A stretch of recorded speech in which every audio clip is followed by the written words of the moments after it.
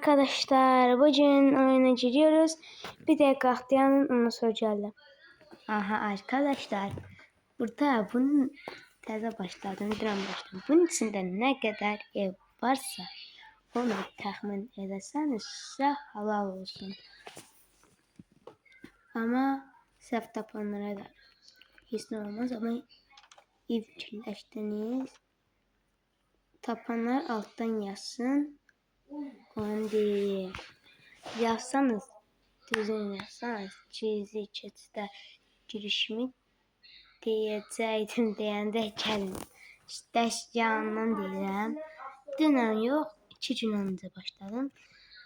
Görüm ne diyeceksiniz arkadaşlar. Evlə böyle.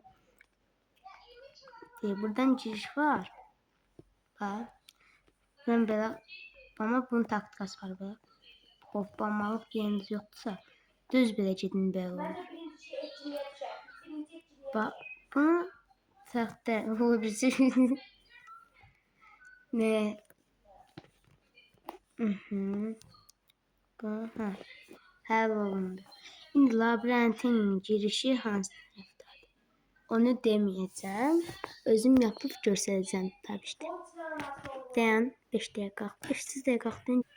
Gəldim. Evi belə elədim. Hayda, bir dəqiqə qalxdım.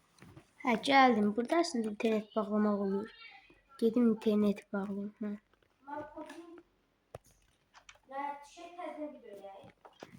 Bak bu böyle.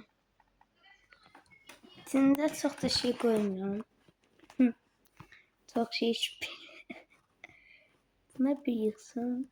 Normal. Burada bunlar bir yıksın. Odunlarımızı yiyor. Odun. En çətin, en rahat bir odundan. Odun değil. Odun yumurt çətin.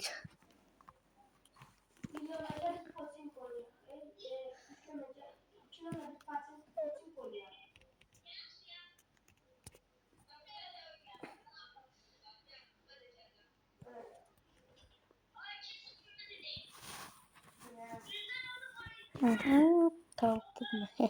Hazır. Bir tane balta kıvım sonra koydu ha. Sonuçta bunlar önemli. Madene giren madene giren. Bunların hamısı bir dünya şeydir taş. Onların önemli. Burası bizim çok dehşet taştan bir tuvaletimiz. Sıcak hiçbir şey olmaz. Çok rahat. Örümcek satı koymuram. Ah. Geldiğinizde aynen. Ha burada bir de. Dı. Ay yok. Ha de. Tuvalet səfət qazat problemi yoktu. Onda siz ne varsınız? Aha hiç neyimiz yoktu. Problem nedir? Hiç ne? Yok bak. Siz ne götürürsünüz? Bak bunu hediye yaptım.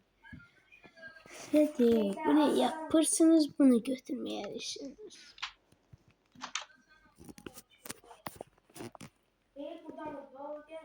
Bak böyle. Bıcı. Hello London. Evet. Buna basaq. İndi əlimizi yaxdı. Yataq. Çox qəşəng yataq. Minecraft videomuzda belə qutardı. Əslində şaka yapıyorum. Qutarmaz. Sizə gizli keçisinin labirentini deyəcəm. O kadar da yerini deyim. Siz bilərsiniz. Belki bir koşulu oynadım. Eşkinin videosu yani Azim Marping videosunu da like atın. O benim dostum. Eşkin'de ona da video atsan çok like atsanız çok sevinirim.